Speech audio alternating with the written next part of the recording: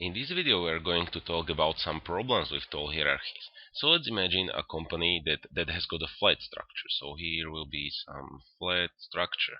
I will have some base of employees. So this is my base, and maybe I have 80 employees there, and then I have very small second level, and then I have just one owner. So you really see maybe here are just let's say 8 managers, whereas every of them oversees 10 persons. So I'm going to have, and then there is this one owner, one super or one top manager. So what can be the problem here? Well, the managers are overloaded, so they are overloaded with work as they have too many overloaded.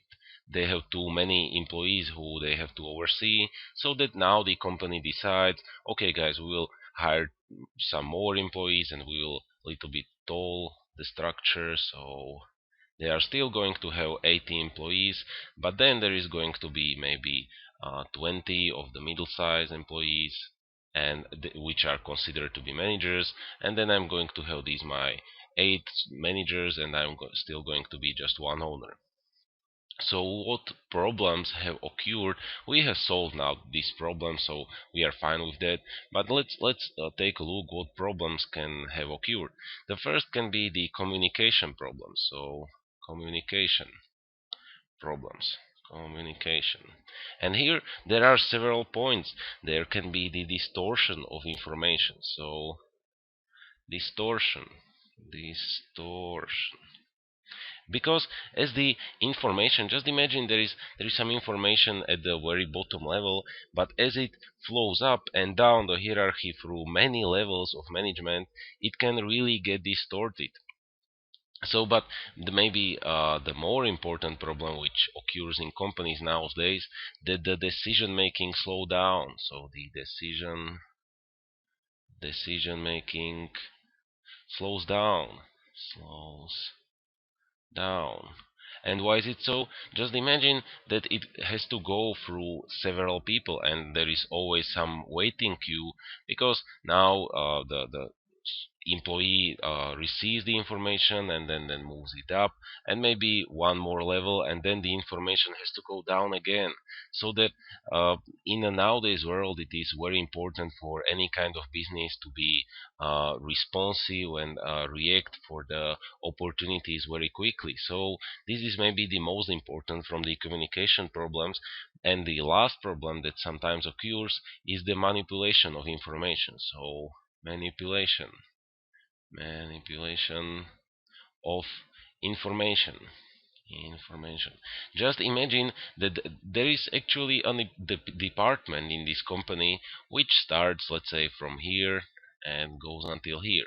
What happens if one manager, which is here on the top, decides these 8 guys are receiving some information or some directorate from the owner, and this one receives that, but he decides that, okay, I think it is not really well suited for my department, so I will little bit change the information that I have received, and to my subordinates I will give it a little bit in the other way. So he will tell his lower manager, okay, I think we should do it this way.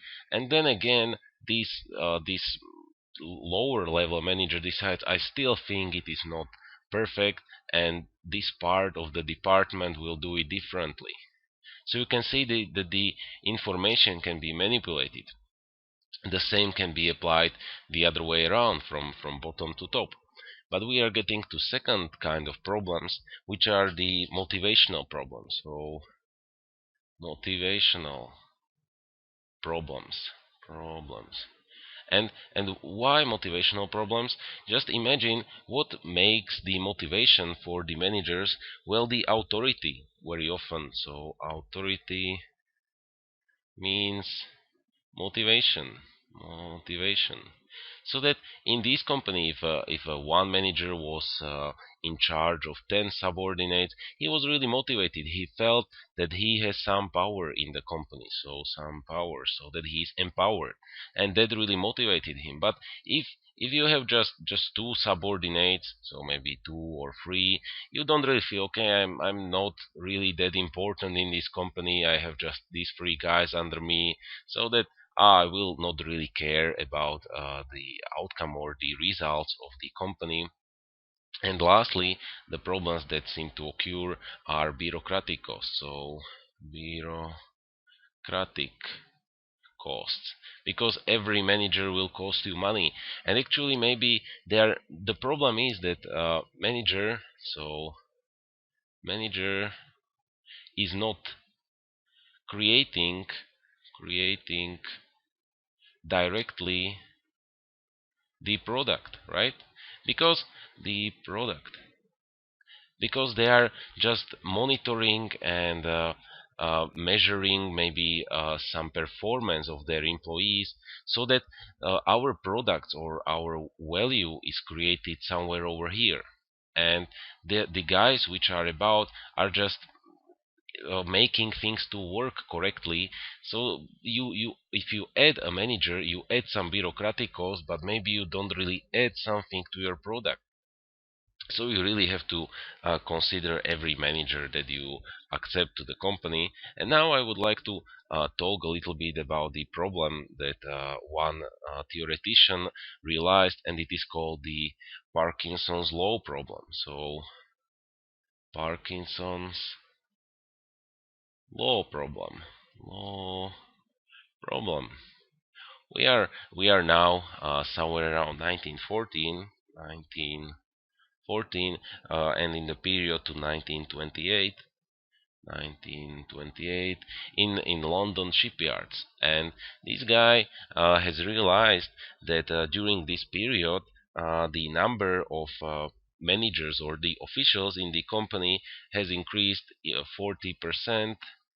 So 40%, and I will change the color for this. So I'm going to have 40% increase in number of medium-sized managers, and also 79% overall in number of managers. The numbers are not so important, just that you really see, and you would expect that this shipyard company has really grown, but in fact, the turnover, so the over has decreased with less or with more than 68%. So 68% decrease. So how that could have happened, that we have some decrease in the turnover, our company is not doing well, and we are increasing the number of managers?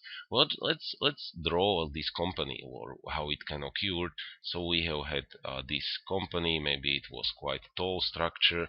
And what is going on now? What will happen now?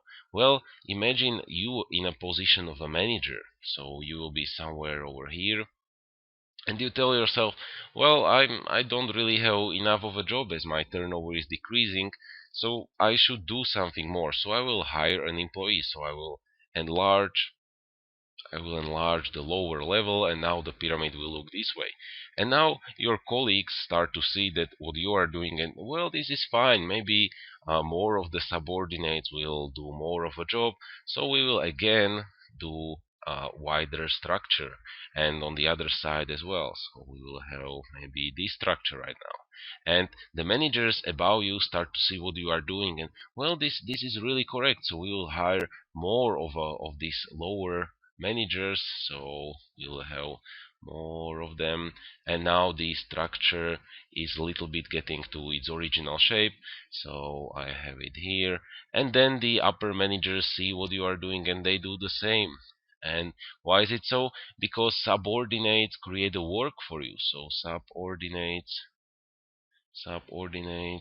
create a work for managers, work for Managers, because what is the task of the managers? Well, to control and to measure the performance of subordinates. So if you hire more of them, you have more of a work, and that's what happened in this interesting case of a company. So in this video we have talked about some problems that can occur in a tall company, and why is it sometimes better to have a flat company, and hopefully see you in next videos.